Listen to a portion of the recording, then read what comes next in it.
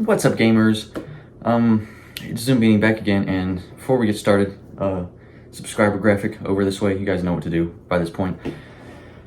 But anyways, I really like stories that are about people that are just like wild, that could never possibly take place in like the real world and have to be written by somebody else, because that just doesn't seem real. But it's real, all right, and that person today that we're discussing is Buford Pusser. Buford Hayes Pusser was born in Finger, Tennessee, which is really funny, that's hilarious, in 1937 to a father who had a history in law enforcement and the youngest of 3 siblings.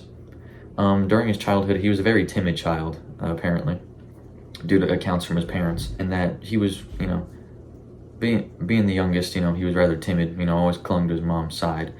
But when he reached high school, he hit a growth spurt. Grew to 6'6" out of fucking nowhere. Okay. And was apparently a really well-liked guy, and was really good at football, basketball, and wrestling, which is a given because he's 250 pounds and 6'6" at age 17.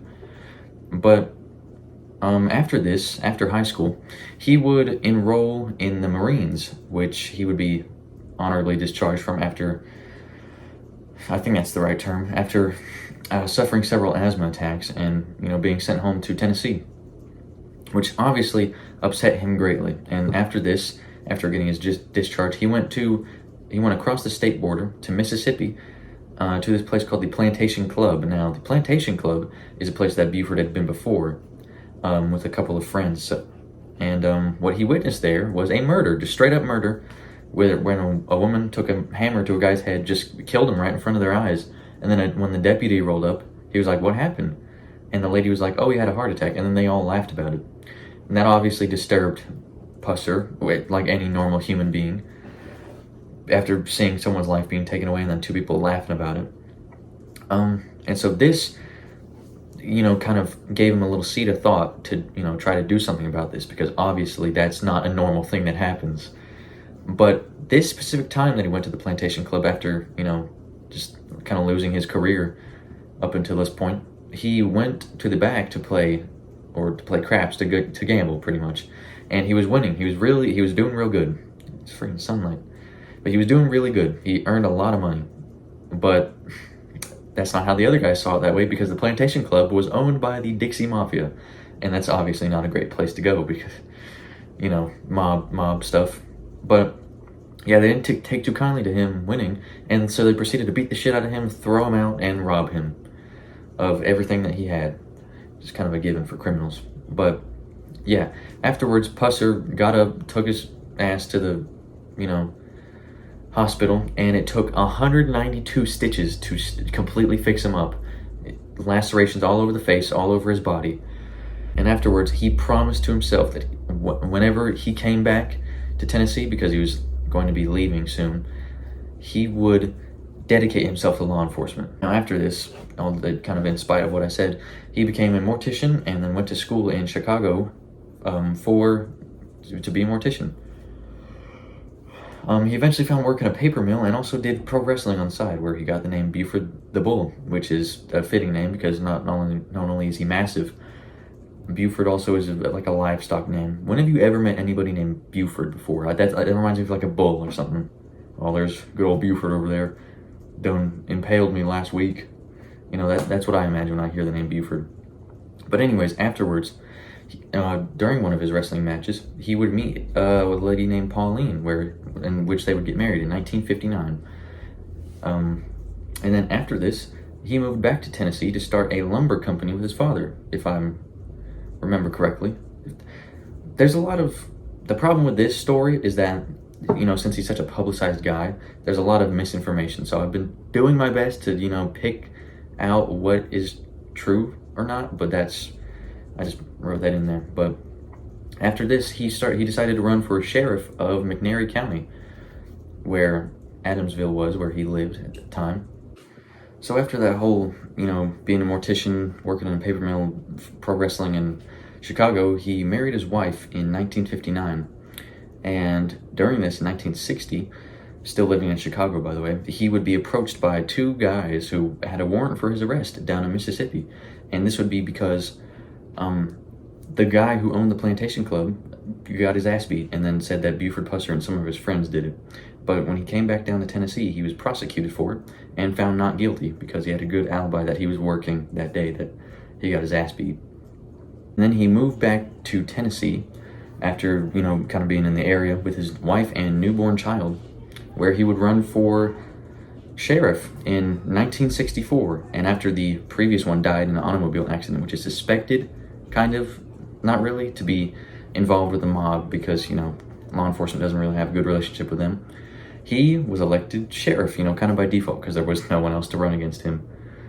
And, he was elected on the, basis is that he'll answer every call, not like all the other crooked law enforcers. Anyways, after, being in a crime-dense area and, being the sheriff around there, being kind of the head of law enforcement, he obviously became under the ire of a lot of assassination attempts and just bribery, in which this one lady, Louise Hathcock, I believe is her name, sent a bunch of bribes to him, like multiple different times. And then after that didn't work, she robbed somebody. And so Buford went to go respond to the scene, and she was like, hey, I need to talk to you real quick privately.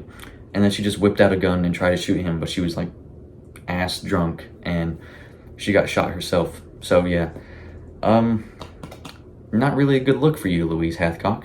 So yeah, obviously, persecuting these people really did not help him out, with just a bunch of people just out for him, like, daily. But unfortunately, they would catch up with him because a man named Kirksey Nix Jr. and a couple of his other associates was hired by a certain guy who was trying to kill Pusser. He was hired to, kill Pusser.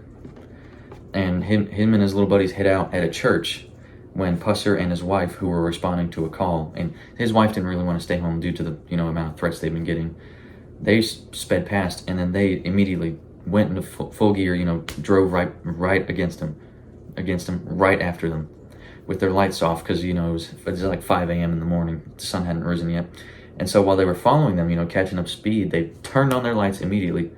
And then the shooting started. And unfortunately, they had, semi-automatics.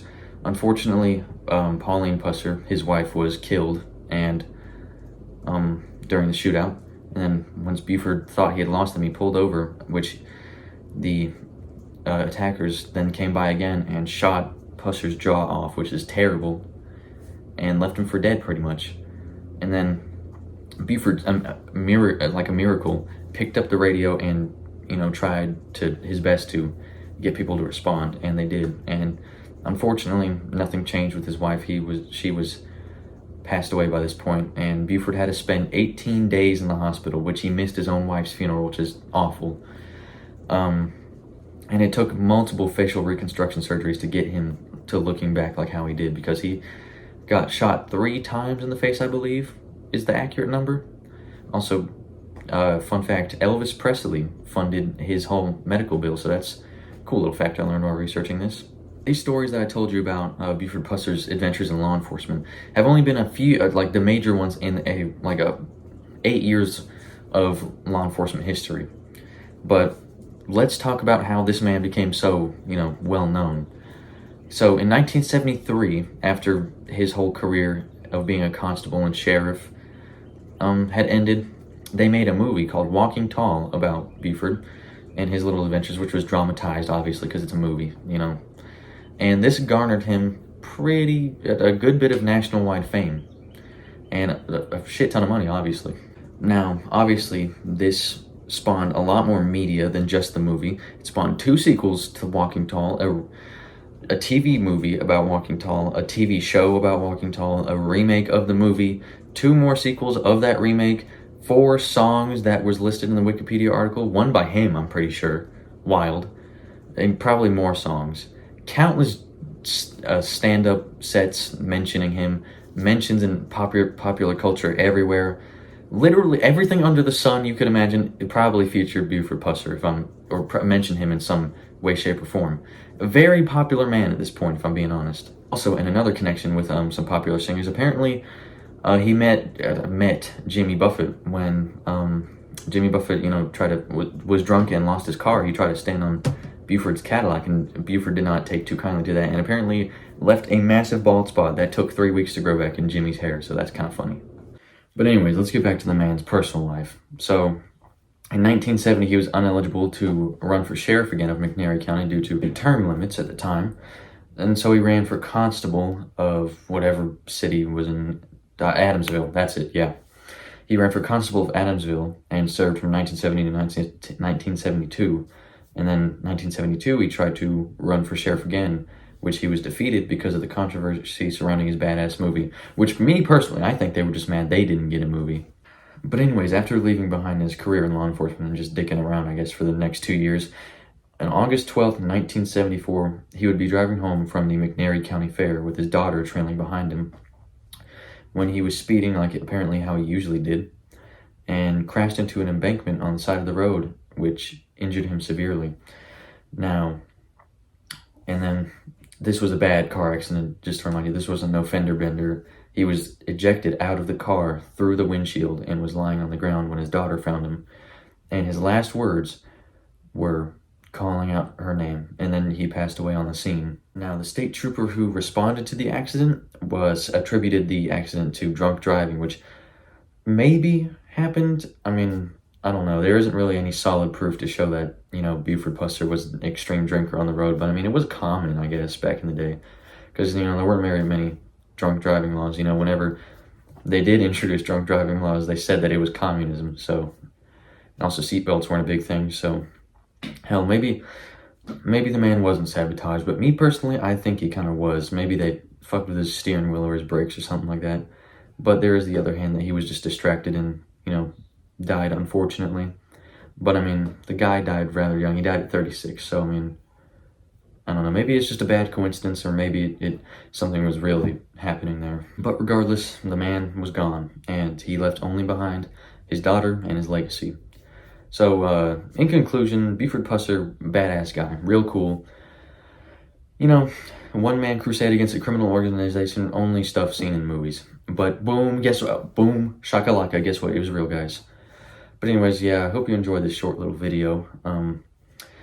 I just thought I haven't done a video on video games in a while. I've got an idea. I'm gonna get back to you guys about that. But anyways, I hope you enjoyed the video, and I hope you press that subscribe button, and have a great day. Bye bye.